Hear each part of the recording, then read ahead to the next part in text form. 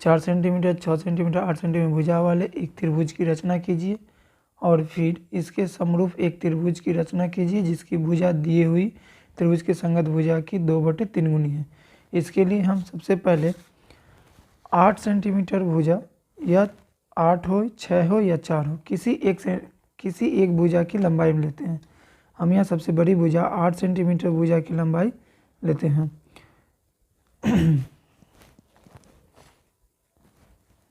यहाँ स्केल को सीधा रखते हुए 0 से हम 8 पर एक लाइन लेंगे, 0 से 8 पर। यहाँ से एक सीधी रेखा हम खींचेंगे,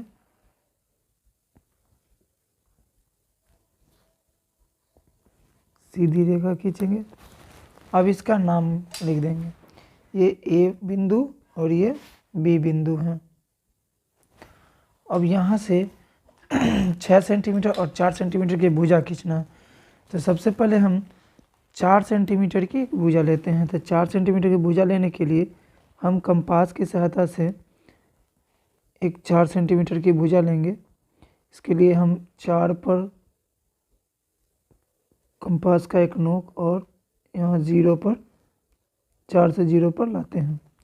इस तरह से हम बिंदु ए या फिर बिंदु बी किसी भी बिंदु से एक चाप लेंगे। हम बिंदु ए से एक चाप लेते हैं 4 सेंटीमीटर का, ये चाप हुआ है।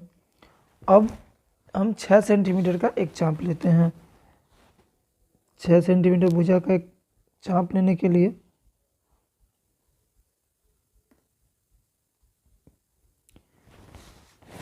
अब बिंदु बी से हम इस चाप पर कटान करेंगे।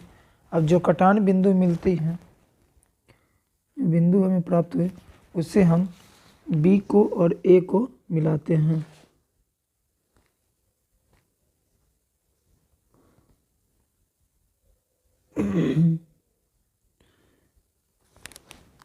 इस तरह हम देखते हैं कि ये 6 सेंटीमीटर हुआ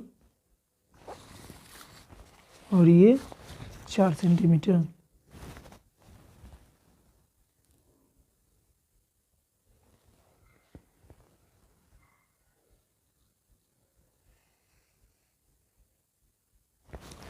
ये हमारा एक त्रिभुज का निर्माण हो गया। इसके बाद कहा जाता है इसके समरूप एक त्रिभुज की रचना कीजिए जिसकी भुजा दी हुई त्रिभुज की संगत भुजा की 2/3 गुनी है। तो ये 2/3 गुनी ज्ञात करने के लिए सबसे पहले हम बिंदु ए को केंद्र मानते हुए एक न्यून कोण खींचेंगे, नीचे की ओर एक न्यून कोण खींचेंगे। इसके बाद उस लाइन को हम इस अनुपात के हर में जो भी अंक हो, यानी जो सबसे हर और अंश में सबसे बड़े अंक हो, उतने भागों में जो सबसे बड़ा अंक होगा उसी भाग में इस लाइन को हम काटेंगे जो न्यून कोण के लिए हम खींचेंगे। से न्यून कोण के लिए एक लाइन लेंगे, ये हम कितना भी खींच सकते हैं। ये लाइन को हम बिंदु ए को केंद्र मानते हुए इसको हमने खींचा। इसके बाद अब इस अंश और हर में सबसे बड़ी संख्या को हम देखते हैं। ये सबसे बड़ी संख्या कौन सी है? यहाँ पे सबसे बड़ी संख्या 3 है। तो हम इस लाइन को 3 बराबर भागों में बांटेंगे। इस 3 बराबर भाग को बांटने के लिए कंपास की सहायता से हम बिंदु ए से इसे 3 भागों में बांटते हैं। एक भाग, फिर इस पॉइंट से हम अगले भाग को लेते हैं, फिर इस भाग से हम अगले भाग। इस तरह से इसका नेमिंग करते हैं A1, A2 और ये A3। अब बिंदु B को बिंदु A3 से मिलाते हैं, लेकिन यहाँ पे ध्यान देना है, यहाँ पर हमने 2/3 लिया है। यहाँ पे बिंदु B से वही बिंदु मिलेगा जो कि हर में दिया हो। यहाँ हर में क्या दिया हुआ है? 3।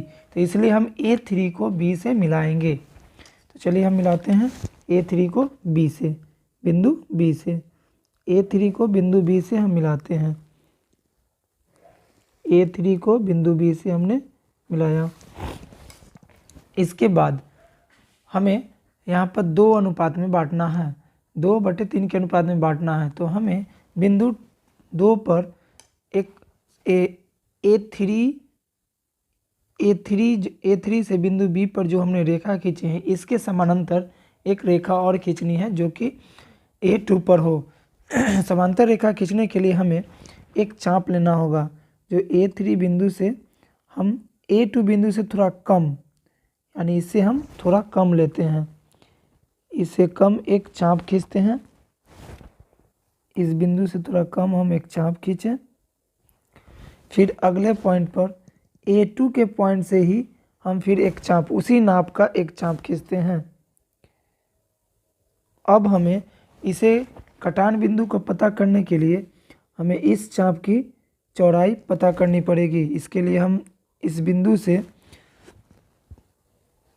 इसको इस बिंदु तक मिलाते हैं, इस तरह से हमें ध्यान देना है कि हमारा पॉइंट आगे पीछे ना हो पेंसिल। इस तरह से हमने मिला लिया, इसकी चौड़ाई ज्ञात हो गई। अब हमें A2 से इसे काटना है, A2 से इसे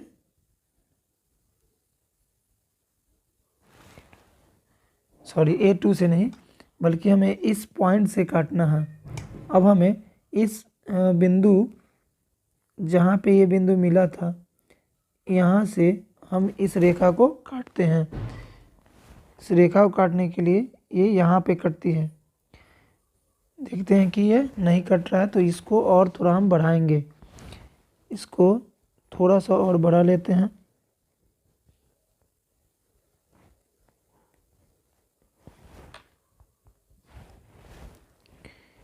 इसको हम ये इस बिंदु पर आके कट रहा है यहाँ पे। अब हम A2 को इस स्केल के सहायता से A2 को और यहाँ इस बिंदु के साथ मिलाते हैं।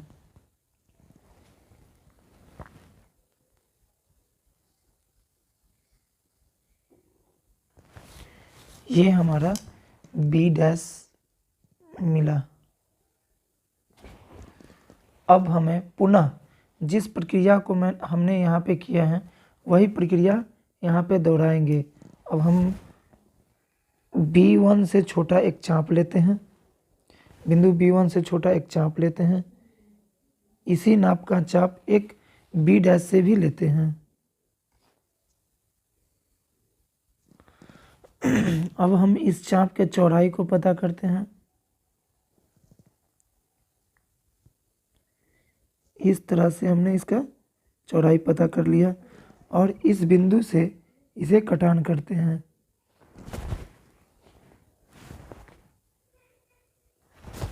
इस तरह से हमें एक बिंदु यहाँ पे प्राप्त होगी।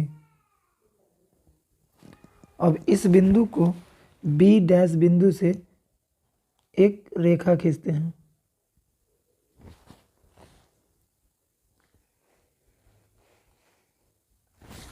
इस तरह से ये C' तैयार हुआ। अब हमारा रचना तैयार हो गया है।